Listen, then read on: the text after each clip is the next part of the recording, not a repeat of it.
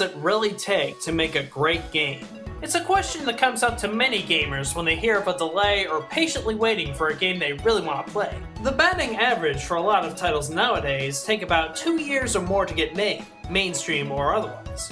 A few games I've featured on this show have taken just as long. Some of them have taken a few months to make, and others have taken just 5 days to make. But here's a question: can a great game be made in just a dedicated weekend? Ludum Dare is here to find out. The Ludum Dare competition has its game developers make a game from scratch within a 48-hour time limit. Think of it as a 24-hour film competition, but with gaming. The last Dare's theme was, "It's dangerous to go alone, take this." The theme for the 21st contest? Escape. So the question remains, were great games made within these constraints?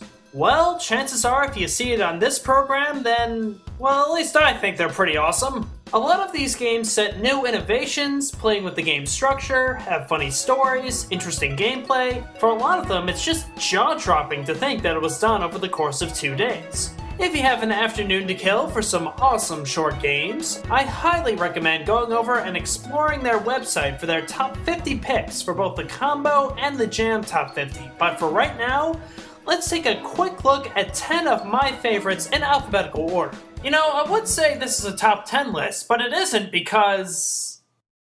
And just like that, from Skeletulu is a story-based platformer that is constantly trying to convince you to stay where you are.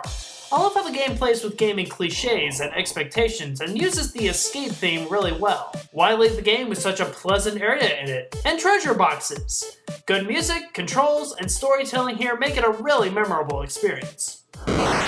Jonathan Winning's Antagonist is another strong platformer that has you on the run avoiding spinning tops. It has a really strong soundtrack here that you're listening to right now. The controls and level design are challenging without being too frustrating and a great techno look to it.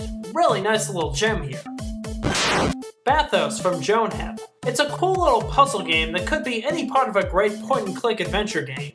Here you're trapped in a small room trying to find the right key to open the door. The solution to the puzzle is really clever, and it shows the creator is somewhat of a smartass. Usually the case with a good adventure game, and right here's no exception.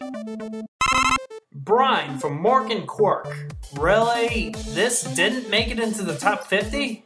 You're this woman underwater and you have to swim around the ocean looking for your way to the surface while hiding from a giant fish looking to swallow you whole. It's really incredible that Morgan Quirk was able to get such fluid animation with this.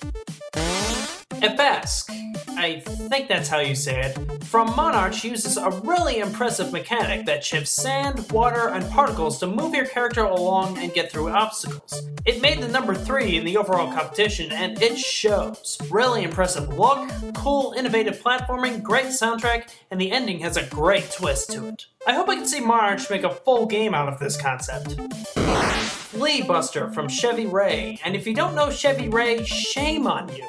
This game right here won the overall competition and I absolutely love it. The idea is to flee from these 3 different scenarios and you're constantly cross-cutting between the 3. It's a pretty challenging game but very well designed where you keep wanting to reset and beat the whole thing. The graphics definitely take a hint from V and is something I still can't stop playing.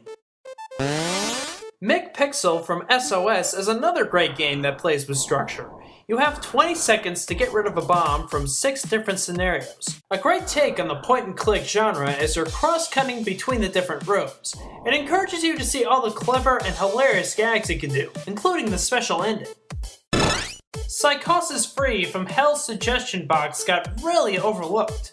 You're on the run from a black area on the left side while firing at enemies to get devoured by the void. You can take out the enemies nearby to try and slow down the void, but it will devour you. A bit of a difficult game, but I loved how this one plays with the theme of escape. Rainbow Jail from Benjamin is, now that I think of it, one of the trippiest games in the competition. Here you have to escape by getting rid of specific colored blocks, help other prisoners, and avoid the scanners. If you're not hidden from the scanners, you're dead and you have to start over. There's a lot of depth in the game with its great mechanic, even though I kinda suck at it. Routine from Night Tram Zero is another game that got a bit overlooked, and Let me try and explain this one. You're a body that flies out of your room, avoiding laptops and objects in space while guiding and avoiding your own head. It's a lot of fun, but it also begs the question, what was Nitram Zero on when he made this? And these games are just scratching the surface of this amazing competition. After a long, hard weekend's work, it's hard to find a better place to kill an afternoon than this. So to end this video, how about a trippy-ass song from one of the games, Escape Cod. Escape Cod.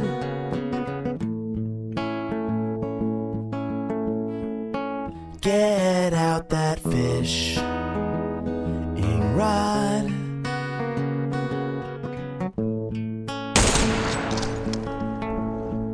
And try to make a wish to your God.